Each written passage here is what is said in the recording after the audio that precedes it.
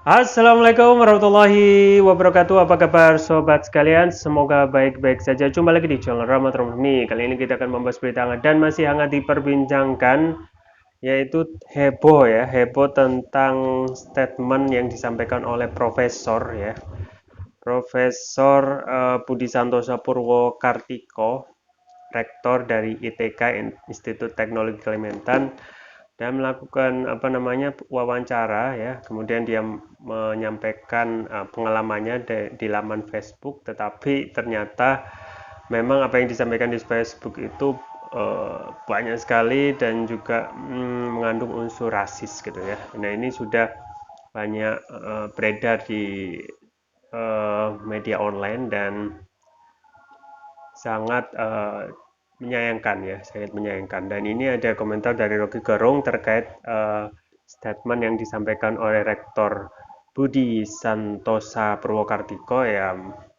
Rocky Gerung minta mundur gitu. Rocky Gerung minta rektor itu mundur aja, mengundurkan diri karena sangat rasis sekali gitu ya. Nah, ini sesuai dilansir oleh seputar Tangsel ya, pikiranrakyat.com. Bagaimana selengkapnya langsung saja kita baca. Budi Santoso Purwokartiko dianggap rasis soal manusia gurun.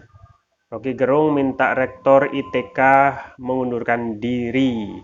Pengamat politik Rocky Gerung menyoroti pernyataan Rektor Institut Teknologi Kalimantan ITK, Budi Santosa Purwokartiko, yang dianggap rasis saat mewawancari para mahasiswa yang mengikuti beasiswa Lembaga Pengelola Dana Pendidikan LPDP. Rocky Gerung menilai pernyataan Budi Santoso Purwokartiko yang menyebut mahasiswi berpenutup kepala atau berhijab ala manusia gurun ngaco. Menurut Rocky Gerung, pengetahuan dan kesadaran diri Budi Santoso Purwokartiko tidak tercermin dalam gelarnya. Apalagi ini menyangkut masa depan orang lain yang seharusnya tidak boleh dibocorkan. Memang semacam BAP saja kan, kalau ada problem gimana nanti, kata Rocky Gerung. Rocky Gerung mengatakan sikap Budi Santoso Purwokartiko bisa menyebabkan penipuan bahasa tubuh, di mana mereka akan berharap berhadapan untuk wawancara membuka hijab agar mendapatkan poin yang lebih tinggi. Menurut mantan dosen filsafat Universitas Indonesia itu, Budi Santoso Purwokartiko harus mempertanggungjawabkan perbuatannya dengan mengundurkan diri. Itu pentingnya beliau itu mempertanggungjawabkan, paling bagus dia mengundurkan diri. Ini juga soal yang paling standar dalam moral kalau sudah melakukan hal yang buruk. Secara etis sudah pasti buruk karena membocorkan orang yang dia favoritiskan. Ujarnya dikutip seputar tangsel.com dari kanal YouTube Rocky Gerung pada Minggu 1 Mei 2022.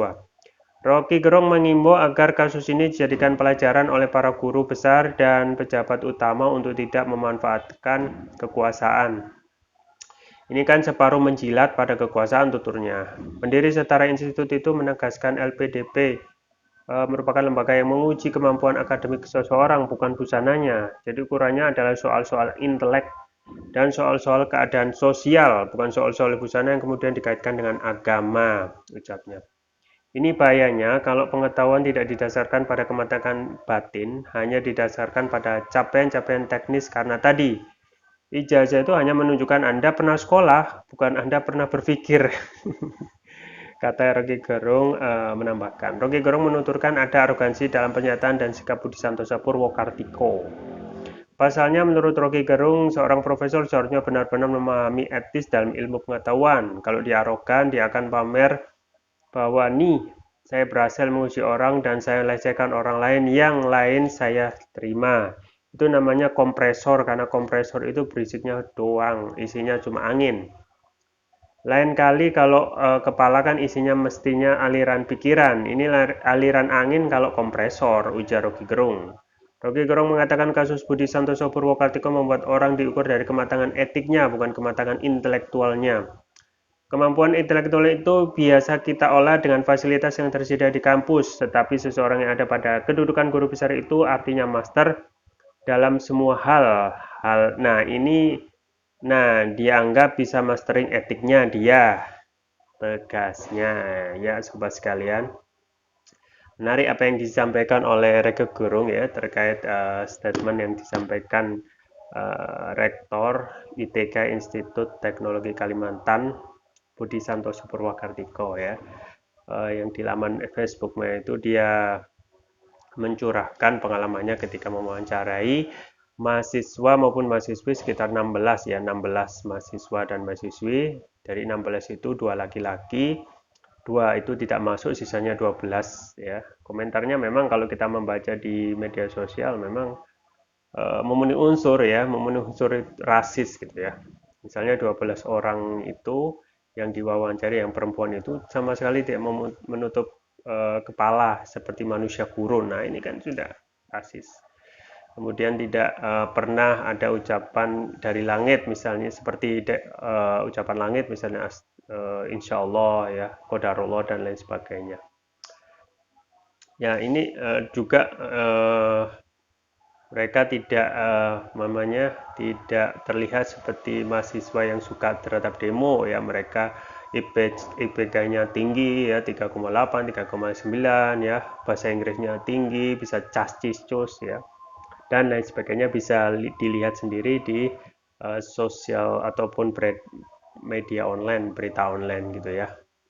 Yang pertama memang kita sangat sayangkan gitu ya, sangat sayangkan karena seorang profesor gelarnya sudah paling akhir ya, tetapi dalam hal mengeluarkan pikiran itu tidak seperti seorang intelektual gitu ya, tetapi lebih kepada yang banyak disampaikan oleh pengamat adalah seperti buzzer gitu ya, dan ada unsur Islamofobia ya, dalam tanda kutip, karena banyak sekali ya ucapan-ucapan itu yang memang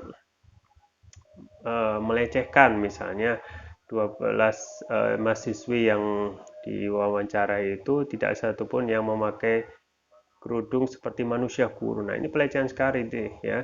Jadi pelecehan dan juga memenuhi unsur penistaan agama ya. Kalau dalam segi hukum ini sudah melanggar pasal 28 ayat 2 Undang-Undang Nomor 19 tahun 2016 tentang perubahan Undang-Undang Nomor 11 tahun 2008 tentang ITE ya, ujaran kebencian yang bermotif sarah, ras, suku, agama, ras, dan antar golongan. Nah, ini juga termasuk bukan delik aduan tapi delik umum yang seharusnya harus bisa diproses oleh para penegak hukum, yaitu kepolisian, sama seperti yang dilakukan oleh Bang Edi Mulyadi gitu ya. Bang Edi Mulyadi juga memang tidak kalau kita melihat aktivitasnya yang kemarin itu diproses ya oleh penyidik itu ya sama sekali tidak menyampaikan ujaran kebencian, cuma melaksanakan tugasnya sebagai jurnalis gitu ya. Nah, ini pengedemologi langsung diproses. Tetapi kalau kita melihat kasus ini ya, nah memang sangat berbeda ya. Jadi pada saat sekarang itu disparitas itu sangat menganga gitu ya. Ketika seseorang itu berada di lingkaran kekuasaan ya, itu terkesan sangat aman gitu ya. Taruhlah banyaknya buzzer yang sering mengkritik atau melakukan pelecehan terhadap penistaan terhadap agama misalnya. Misalnya kasus Denny Siregar ya, yang mengatakan santri calon teroris ya. Nah, itu sampai sekarang cuma dilimpahkan di sana sini ya. Jadi kasusnya kan lokus deliktinya di Tasik, kemudian dilimpahkan ke Jawa Barat, Polda Jawa Barat. Nah, kemudian sekarang itu dilimpahkan lagi ke Polda Metro Jaya.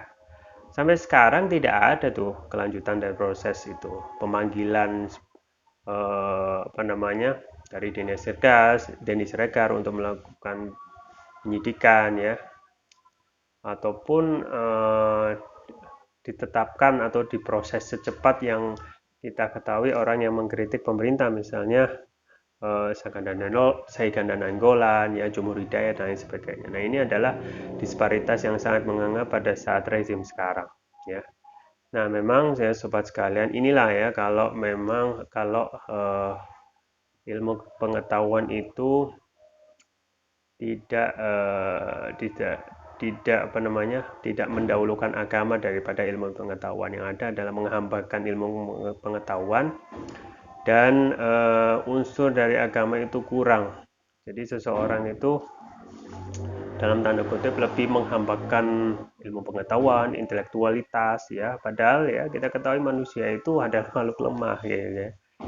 Eh, Sepintar-pintarnya manusia ya eh, masih sangat jauh terbatas dari kalau kita perturutkan itu akan lebih memperturutkan hawa nafsu yang nantinya akan berujung kepada kesesatan gitu ya. Artinya kalaupun mereka itu ya ilmu pengetahuan manusia itu akan sampai pada tingkat kemajuan yang sangat luar biasa, itu tetap tidak ada artinya kalau tidak berdasarkan pada agama ya, tidak mendahulukan agama ya.